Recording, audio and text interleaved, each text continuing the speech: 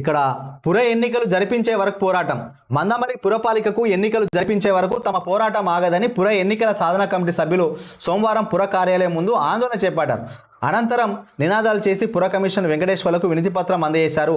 Convener, co కన్వీనర్లు Andula Srinivasu, J Ravindar, Maya Ramesh, Mulkala Rajendra Prasad, R Venkanna తదితరులు మాట్లాడారు. ఎన్నికల నిర్వహణ కోసం అన్ని మార్గాలు అన్వేషిస్తున్నట్టుగా పేర్కొన్నారు. ఇందుకోసం న్యాయ నిపుణులతో సంప్రదిస్తున్నట్టుగా వివరించారు. కార్యక్రమంలో సంపత్, ఓ రాజశేఖర్, మధ్యశంకర్ తదితరులు పాల్గొన్నారు. సో మందమరిలో గత 20-25 సంవత్సరాల నుంచి ఎన్నికలు లేవు, అవి జరిగే అవకాశం కూడా లేదు. దీనికి ఏంటంటే 1/70 ఉన్నది కాబట్టి దాన్ని కేంద్ర ప్రభుత్వం పార్లమెంట్లో, లోక్సభలో, రాజ్యసభలో చట్టం చేసి దాన్ని అక్కంచెలు తీసేయాలి. 1/70 యాక్ట్ తీసేస్తే అప్పుడు ఎన్నికలు పెట్టడానికి అవకాశం ఉంటుంది.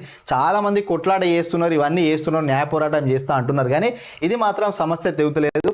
దీనికి పరిష్కారం ఏంటిదంటే ఆ మున్సిపాలిటీని కొన్ని వార్డులుగా విభజించి కొన్ని గ్రామ పంచాయతీలను, ఒక మున్సిపాలిటీలో కనీసం 2 లేదా 3 గ్రామ పంచాయతీగా విభజించాలి.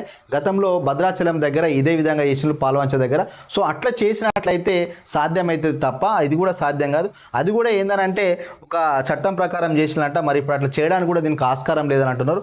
చాలా సోషల్ మీడియా మాధ్యమాలలో దీనిపైన బాగానే రోజు డిబేట్స్ నడుస్తున్నాయి, ముఖ్యంగా చర్చలు చేస్తున్నారు. ఈ విధంగా ఇంకో కమిషనర్, మున్సిపల్ కమిషనర్ కార్యాలయానికి కూడా పోయి వినతి పత్రాలు ఇవన్నీ చేస్తున్నారు.